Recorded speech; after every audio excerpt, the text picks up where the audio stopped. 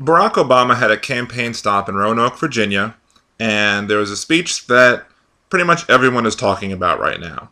Just in case you haven't seen it, here's the part that everyone's talking about. If you were successful, somebody along the line gave you some help. There was a great teacher somewhere in your life. Somebody helped to create this unbelievable American system that we have that allowed you to thrive.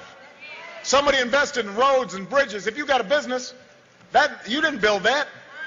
Somebody else made that happen.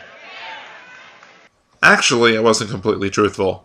Some people are talking about the entire speech, but a lot of other people are talking about just a very small part of the speech, like this video from American Crossroads, a conservative political action committee. Okay, fans, let's go to the fumble of the week. Barack Obama drops the ball on his own 1-yard line. If you got a business, that you didn't build that. Somebody else made that happen. But Team Obama contests the call. Actually, he didn't say that. Twisting my words around, they start kind of splicing and dicing. Those ads, taking my words about small business out of context. So this is what happened. There have been other people before American Crossroads who took that video, shortened up to that little itty-bitty part that was taken out of context, and have ran with it. Then President Obama comes around and says, no, you're taking it out of context. And these guys come and make another video about this and take it out of context.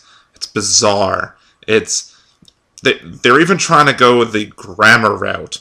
Oh, well, since everybody has perfect grammar all the time always, that Barack Obama must be talking about the businesses that those people didn't build because, everybody has perfect grammar all the time always. But that's not true. Some people make grammar mistakes here and there. I'm sure I will make plenty of videos, and in some of them, I might make a grammar mistake. It doesn't mean that my quote should be taken out of context.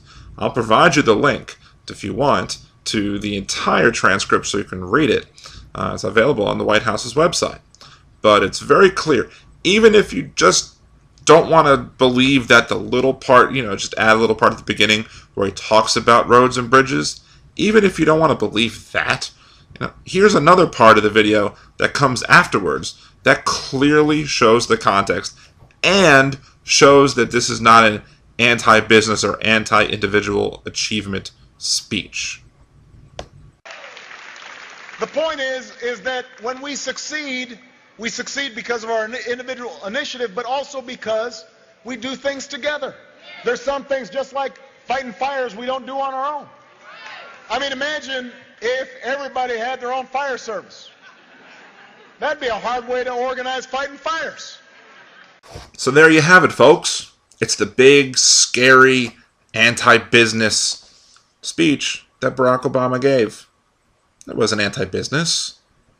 It didn't say that people didn't build their businesses. It just says that they didn't necessarily do every single thing that was required for their businesses to be successful by themselves.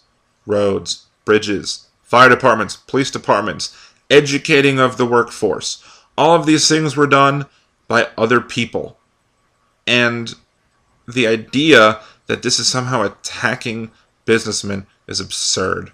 And to me, we should be striving towards honesty in politics. I know that some people think that's an oxymoron, and maybe I'm a little bit too much of an idealist, but a candidate should not only represent himself in a truthful light, but a candidate, when discussing his opponent and making criticisms of his opponent, should also do so in a positive way. And if he fails to do so, if he resorts to lying, guess what?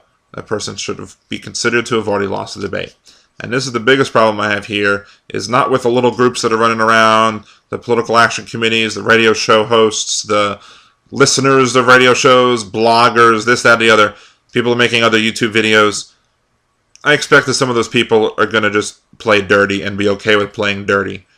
But when Mitt Romney himself gets up there on a speech and starts saying things like taking quotes out of context like this, only saying about if you have a business, you didn't build that, and not expanding the quote and presenting it honestly, and showing that he was really talking about bridges and roads.